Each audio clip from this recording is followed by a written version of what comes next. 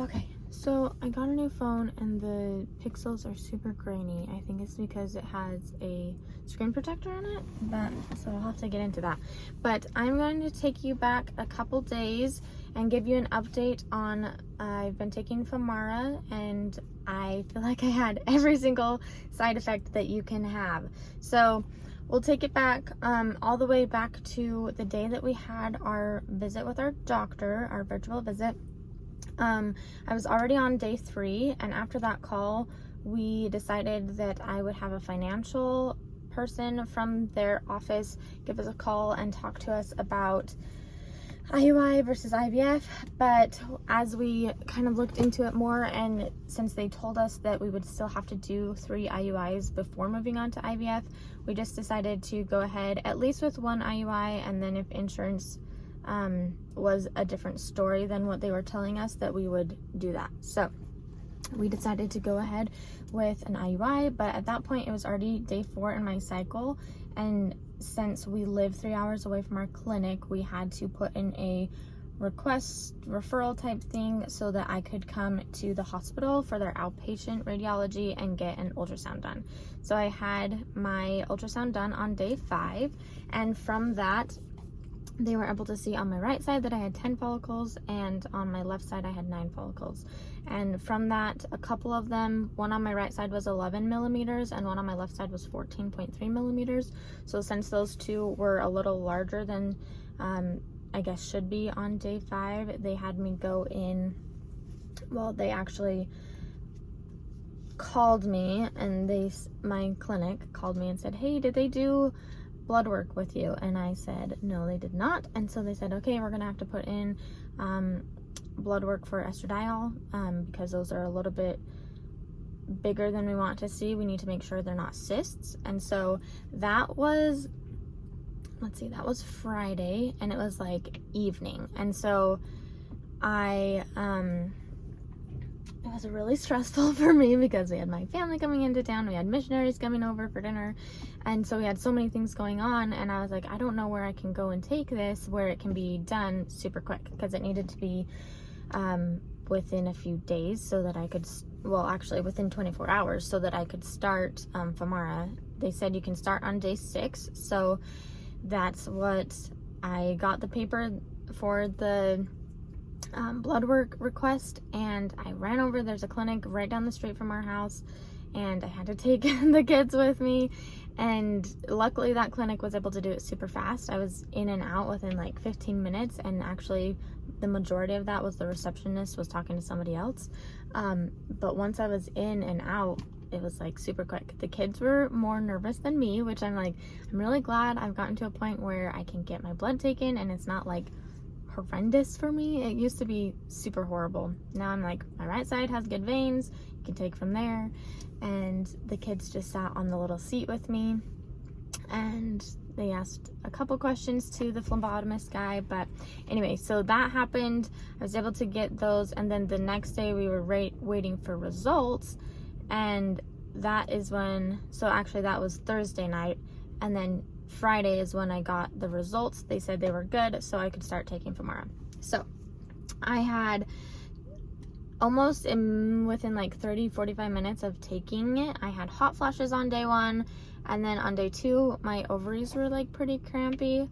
On day 3 I was super bloated and super nauseous and actually got super dizzy. So that day Jeremy and I had already planned to have a date, and so we had a babysitter in the morning that came and watched the kids, and we left on our date. We were gonna go get breakfast and do a couple things in town, and we had breakfast, and my food was so spicy. It has jalapenos in it, so it's sometimes spicy, but the jalapeno this time was so bad I like couldn't even take a bite. And Jeremy can handle jalapenos way better than I, and he like couldn't even take a bite of it. So it was really, really hot, and I don't think that helped because as soon as I was done eating, and we even had the lady come and bring us more like potatoes to add to it, because it's like a vegan, it's called the vegan California saute, so it's just a bunch of veggies and potatoes. And anyway, so we had her bring us more potatoes, and it didn't even, like, to try and stretch it out, but it didn't even help. So anyway, I ended up going and sitting outside the restaurant and just trying to like take some deep breaths and like get some fresh air, and I ended up getting really dizzy sitting outside, so I went and laid in the car and just like laid the seat back. So we ended up going to one other store, and then we just called our date. That was like the end of it because we were both actually not feeling so great. So there was that. And then day 4, I had some headaches, and then my right ovary was feeling crampy like I was ovulating, and then on day 4 it was my left ovary, or day 5 my left ovary was feeling kind of the same way that my right one had been feeling.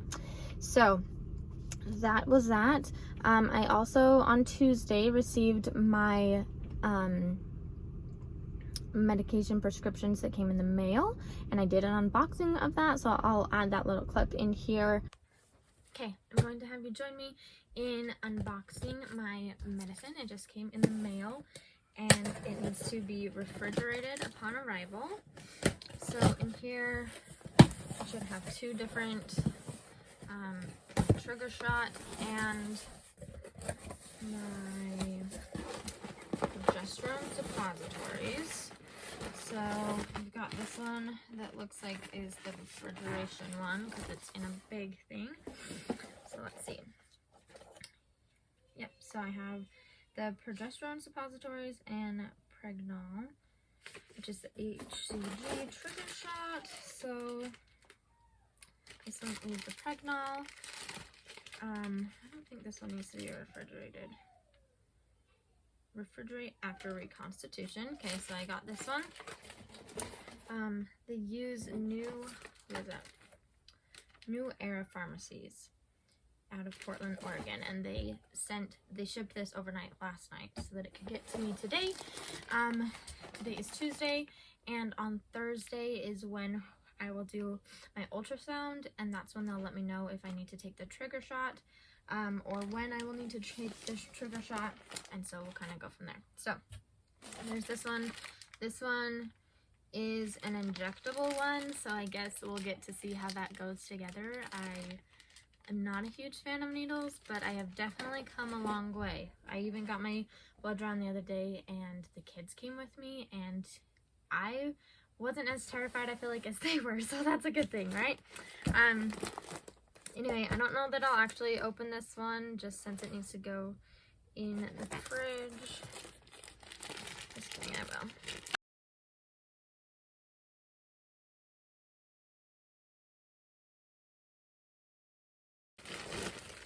It's interesting that the suppositories need to go in the fridge. Okay, so yep, this is my progesterone suppositories, and they need to go in the fridge, and then they will let me know when I need to start taking those after the IUI.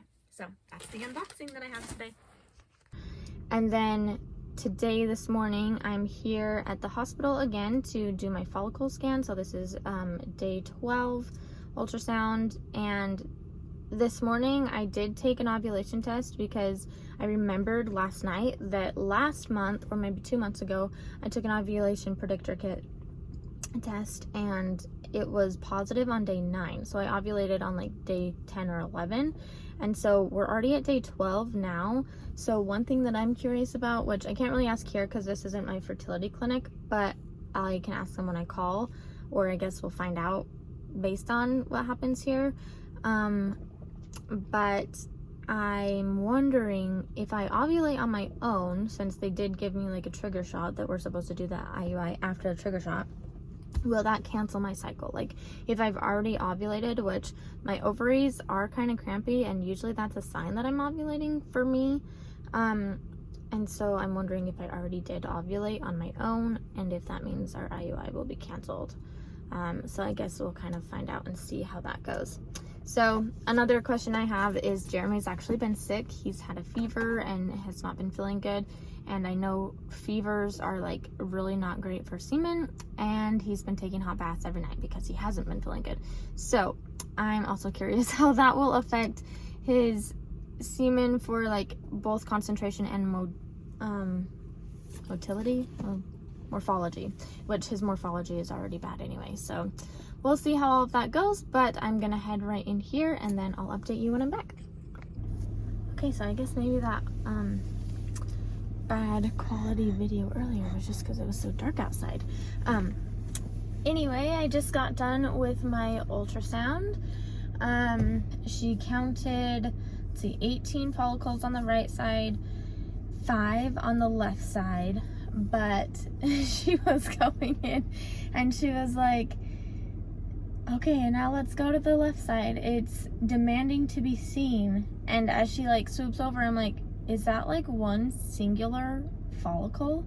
It was gigantic. I don't know the measurements. I'll have to see once they put in all the numbers and everything. That's what they send off to our fertility clinic, and then they call us. And then that stuff goes on my charts, but and then I can see it. But that was very large. It was extremely painful actually when she started swooping over and looking at the left ovary, which makes sense because it had 5 and a few of them were very large and one of them was extremely large, at least that I could see. I'm obviously not a tech or anything like that, so I don't know all the ins and outs. The more that I go, the more that I'm learning, which is really cool.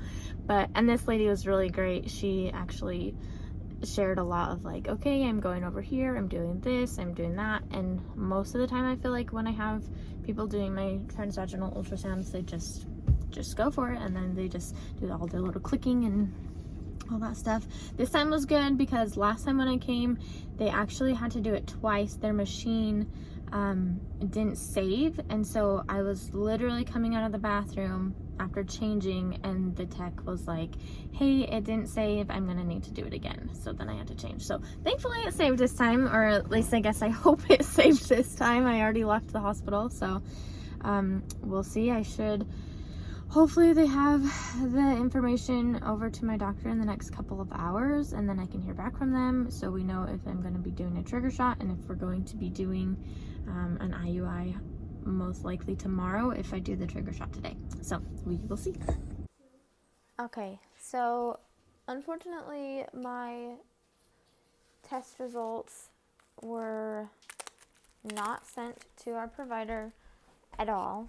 I mean, they were, according to the information that I have, but according to our provider, they never got them. I finally was able to get in touch with them. I've been calling them, texting them, I emailed them, I sent them a message on the portal, and I did not finally get in touch with them until just barely. And so, like, literally, like, 2:30, they said I needed to send them the information that I was seeing. And so by 2:45, I got back. They told me that they would get in touch with a provider, and then that provider would let me know what the plan is. So right now, I'm getting ready to do a trigger shot to do an IUI tomorrow, which is really stressful because it's like 4 o'clock in the afternoon. I need to pack. We have to take us and the kids 3 hours away to have that done tomorrow. So we'll just see how everything goes. So anyway, I'm about to do that so that we can have a 3:45 IUI tomorrow.